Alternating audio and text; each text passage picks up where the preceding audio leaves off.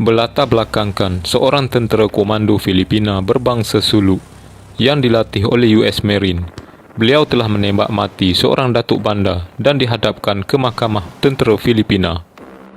Bagaimanapun beliau dapat meloluskan diri setelah menembak seorang pegawai tentera berpangkat jeneral yang mengadili perbicaraan di dalam mahkamah tentera dengan bantuan keluarga dan rakan-rakan. Di situ berlakunya kejadian tembak-menembak dan pengeboman di kawasan mahkamah. Beliau melarikan diri dengan dibantu oleh rakan-rakan menyeluduk masuk ke Sabah secara haram dan bersembunyi di Pulau Jampiras, dan akhirnya membina penempatan baru di sebuah pulau bernama Kampung Semangat, berhadapan dengan jeti di pejabat pos Sandakan. Pengalamannya sebagai seorang anggota tentera yang terlatih telah membantu Rizal dalam mengukuhkan kubu serta penempatan kumpulannya dengan begitu taktikal. Selama menjadi pelarian dan pendatang asing tanpa izin, beliau telah menjalankan aktiviti penyeludupan dan melanun kapal-kapal dan perahu nelayan. Kumpulan Rizal juga banyak melakukan rompakan di laut serta menguasai penyeludupan rokok kretek dan merupakan pembekal utama dari Sandakan, Lahad Datu, Kunak, Semporna di ketika itu. Kerjasama sempadan antara polis dan tentera Malaysia dengan Filipina telah diadakan untuk operasi memburu dan menangkap Rizal Alih. Maka Ops Rainbow 1 di awal 90-an telah dijalankan oleh pihak Regimen Gerak Khas RGK. Namun usaha misi yang hampir berjaya itu tidak berhasil kerana tipu helah dan kemahiran Rizal meloloskan diri di samping bantuan dari ahli-ahli kumpulan beliau. Rizal Alih juga diketahui mempunyai berbagai ilmu kebal dan boleh berubah rupa bentuk fizikal. Itu adalah laporan yang diberikan oleh pihak risikan. Lantaran itu, pada April 1994, pasukan 69 Komando atau WET 69 diarahkan untuk mengambil tugas menangkap hidup-hidup Rizal Alih atau Komander Khan bersama kumpulannya. Black Cat telah diberikan mandat untuk menubuhkan sebuah pasukan dalam usaha menjayakan misi Ops Rainbow 2. Black Cat telah memilih keanggotaan seramai 24 orang terdiri daripada pegawai anggota WET 69 dari Bravo Squadron untuk menjalani latihan di kawasan Paya Bakau sebagai menghadapi keadaan muka bumi di kawasan kubu Rizal. Ops Rainbow 2 juga merupakan sejarah baru bagi WET 69 dengan penglibatan unit selam tempur yang baru ditubuhkan pada ketika itu.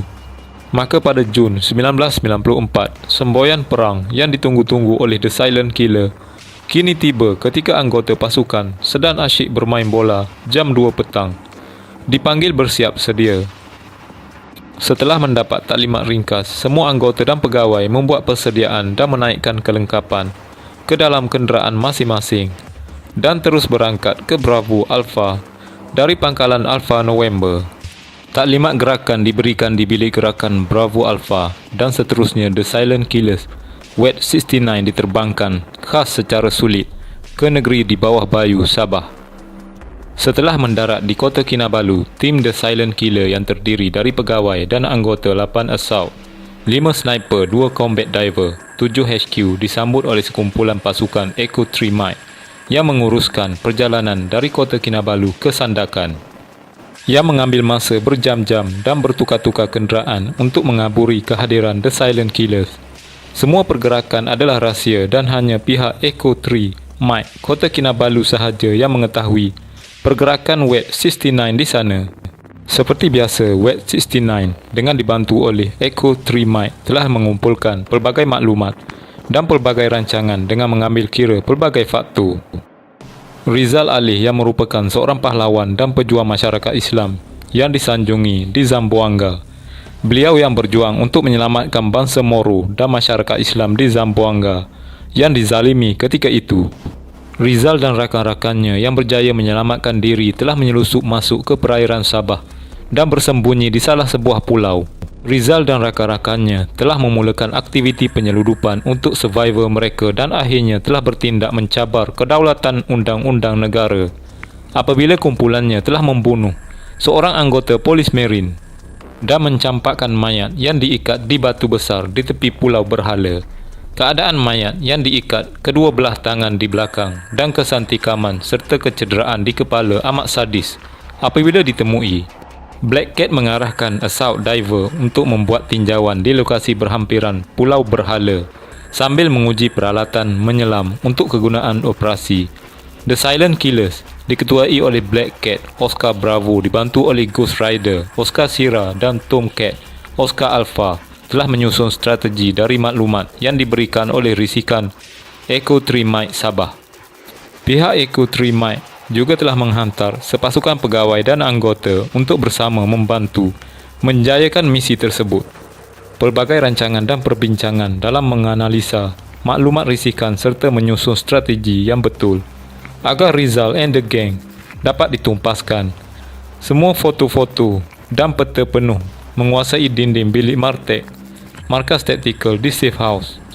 Setelah mencapai persetujuan dalam perancangan bersama semua team members, Oscar Bravo yang sebelum ini pernah berkhidmat di Sabah mendapati akan timbul masalah bahasa Sabahan di kalangan anggotanya yang rata-rata dari Semenanjung.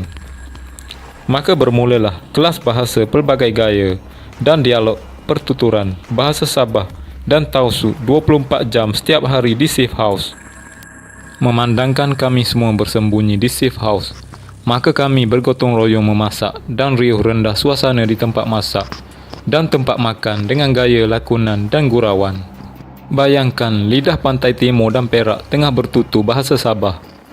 Kutuk mengutuk adalah biasa di dalam Wet 69 di antara pegawai dan anggota. Apatah lagi, pemergian The Silent Killers ke Sabah tidak diketahui oleh jiran dan keluarga masing-masing di Alpha November. Begitulah kelazimannya kerahsiaan Wet 69 ketika mood arahan Standby 1 di mana operasi yang akan dijalankan. Pada zaman itu tidak ada handphone canggih dan internet. Ianya adalah lumrah dan menjadi tren sehingga kini di mana ukhuwah dan semangat tolong-menolong amat dirindui oleh semua yang pernah menganggotai Wet 69 Komando. Di dalam perjumpaan bersama anggota, Black Cat memaklumkan bahawa Dragon, Commanding Officer Wet 69, memantau dan mengikuti status pergerakan operasi dari Alpha November setiap masa dan mahukan semua anggota komited dalam menentukan misi kejayaan dan adalah survivor Wet 69 Komando yang ura-ura hendak dibubarkan oleh pihak-pihak tertentu setelah tamatnya 20 tahun era komunis 1969 hingga 1989. Semua pegawai dan anggota mendengar dan menerimanya sebagai satu cabaran dalam memertabatkan Barry Kelabu di Persada Panji PDRM. The Silent Killers mula keluar dari Safe House setelah seminggu dipecahkan dalam 3 kumpulan untuk mengadaptasikan adat dan budaya orang tempatan. Kumpulan 1 diketuai oleh Black Cat Ground CMDR. Kumpulan 2 diketuai oleh Ghost Sniper Team dan 5 anggota. Kumpulan 3 diketuai oleh Tomcat Assault Team, 5 anggota dan 2 Assault Diver. Kumpulan 4 diketuai oleh Whistle, Ops Room dan Logistik. Setiap kumpulan diberikan tugas dan kawasan masing-masing untuk mengumpulkan dan mengesahkan seberapa banyak maklumat yang diterima dari pihak Echo 3 Mike. Segala teknik dan taktik penyamaran digunakan untuk membuat tinjauan dari darat, laut dan udara. Setiap maklumat yang didapati dikumpulkan dan dianalisa bersama semua ahli kumpulan The Silent Killers. Terdapat juga beberapa peristiwa lucu di dalam menjalankan penyamaran semasa membuat tinjauan. Ada yang ditangkap oleh anggota PPH bersama parti dari Filipina dan Indonesia. Ada yang hampir ditembak oleh 2 buah jeep ronda polis sekembali dari menjadi nelayan di laut. Bagaimanapun Black Cat dengan bantuan dari Echo berjaya melepaskan anggota-anggota yang ditahan tanpa menimbulkan keraguan dan seolah-olah kejadian itu adalah real. Namun daripada analisa dan perincian semua maklumat bersama semua pegawai dan anggota yang terlibat, Black Cat dapati ada sesuatu yang tidak kena. Perkara ini dimaklumkan kepada Dragon setiap perkembangan operasi dan mengarahkan semua untuk tukar kepada Plan B. Dragon yang resah dan begitu komited, keesokan harinya terus terbang dari Alpha November ke Sandakan. Kehadiran Dragon ke lokasi telah mengejutkan semua dan ia merupakan suntikan semangat buat kami di medan. Hari berganti minggu namun semangat dan disiplin operasi tetap dipraktikkan oleh semua kumpulan The Silent Killers. Setelah mengumpulkan beberapa maklumat semasa, maka tibalah masanya bagi kumpulan The Silent Killers beraksi dengan beberapa strategi dan taktik untuk mendapatkan lebih maklumat terperinci selain daripada yang diberikan oleh pihak Echo. Black Cat, Ghost dan Tomcat serta kumpulannya membuat penyamaran sebagai parti di pasar dan nelayan dalam usaha mengumpulkan sebanyak mungkin info tentang laluan masuk tim Tomcat dan tim Ghost. Kerjasama erat antara Wet 69 dengan pihak Echo dari dahulu lagi telah banyak membantu di dalam urusan komunikasi dan logistik. Sementara anggota tim Assault dan Sniper sibuk mempersiapkan peralatan penugasan, hadir seorang lelaki tua bernama Echo One, Tangguh Alpha, dan bertubuh sasa. Beliau yang menggunakan kod SM, bukannya pangkat saja Major tetapi gelarannya sebagai Sea Master. Memang respect, sebab SM boleh memandu speedboat dalam kelajuan maksimum di malam hari tanpa bantuan lampu spotlight. Pendek kata, setiap sudut dan batu atau tiang di sepanjang perairan Sandakan, SM tahu seluk-beluk kedudukannya. Begitulah penugasan kumpulan The Silent Killers. Setiap hari membuat penyamaran dan mengumpulkan maklumat serta membuat perancangan, serangan dan rehearsal untuk mengelakkan daripada dihidu pergerakan dan menjaga moral pasukan. Black Cat yang merupakan tunjang dalam operasi ini telah menggesa kelulusan daripada pihak Bravo Alpha untuk memberikan final instruction agar misi ini boleh diselesaikan segera. Akhirnya jam 1 petang, Black Cat dipanggil untuk berjumpa dengan messenger dari Kilo Papa November di sebuah lokasi rahsia di Sandakan dengan menerima arahan untuk melaksanakan operasi yang amat sukar sekali, Mission Impossible. Semuanya tenang mendengar taklimat dengan semangat berkobar-kobar sambil terselit bahan jenaka yang disuarakan oleh pengelipur lara kami iaitu Papa Mike. Bermula dari situ, operasi Ghost Protocol yang direncanakan mula memainkan peranan masing-masing oleh semua anggota kumpulan.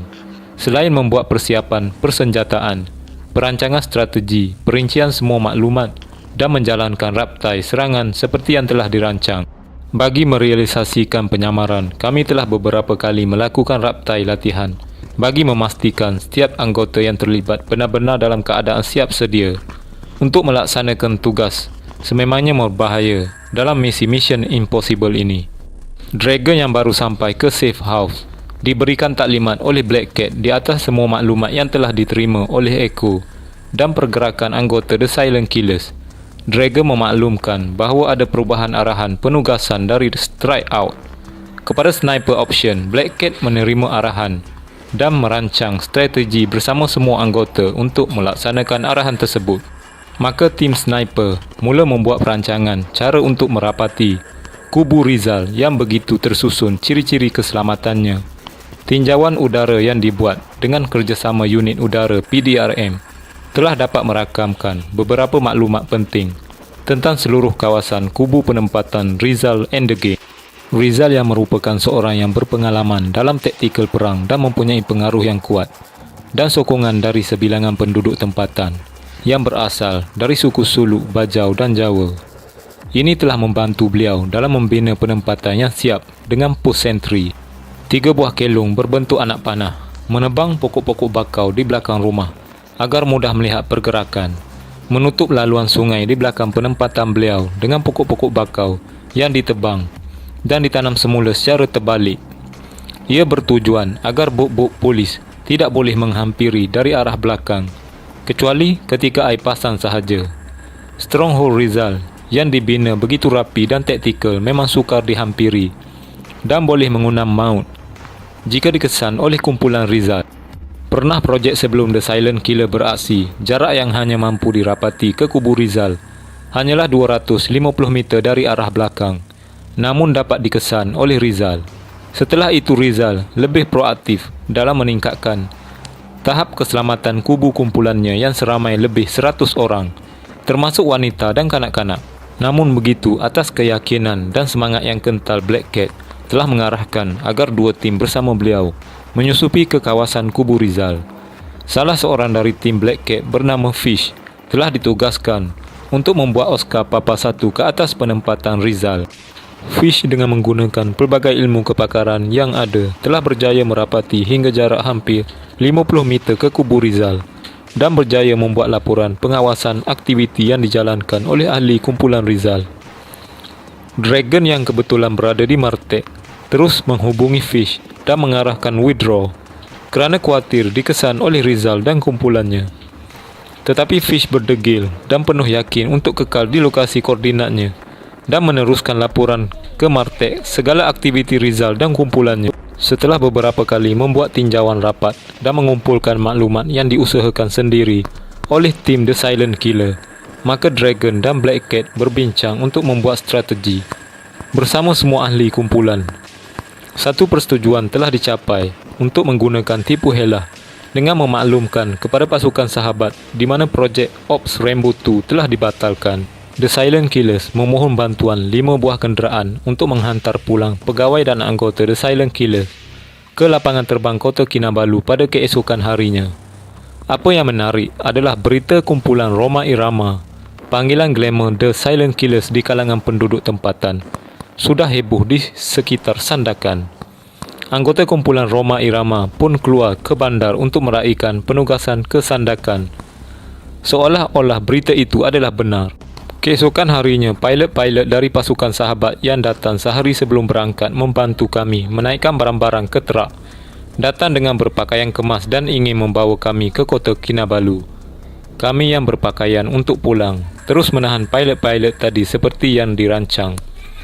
Dan whistle telah diarahkan untuk memberikan pilot-pilot tersebut makan dan minum dan mengambil handphone masing-masing serta menguncikan mereka di dalam bilik. Ini telah membuatkan mereka semua terpinga.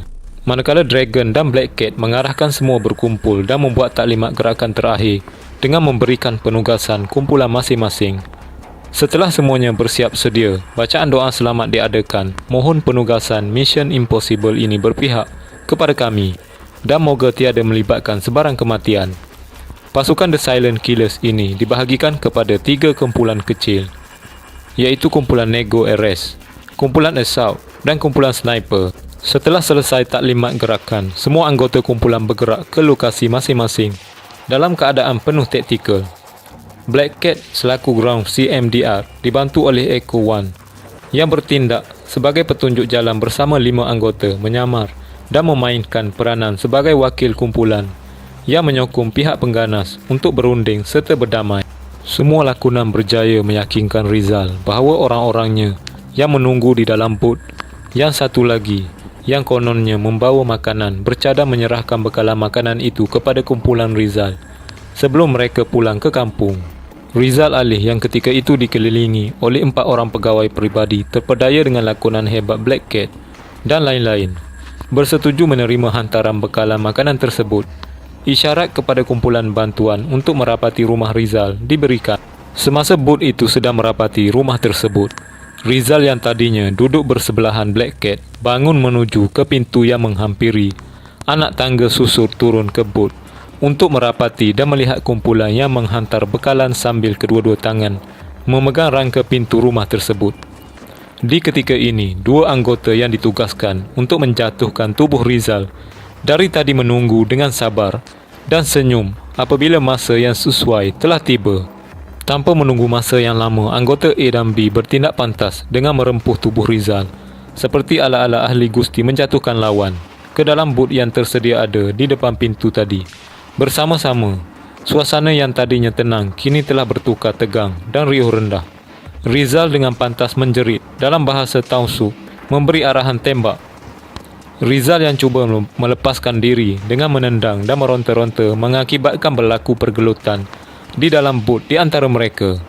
Kejadian yang berlaku begitu pantas. 2 lagi anggota menangkap terdiri dari C dan D bertindak pantas tanpa melengahkan masa serentak bertindak, menangkap dan terus menggari bapa Rizal yang bersenjatakan parang berukuran 3 kaki panjang. Bapa Rizal melawan dan bertindak ganas serta cuba melarikan diri dengan terjun ke dalam laut. Bagaimanapun bapa Rizal berjaya juga ditangkap dan digari akhirnya.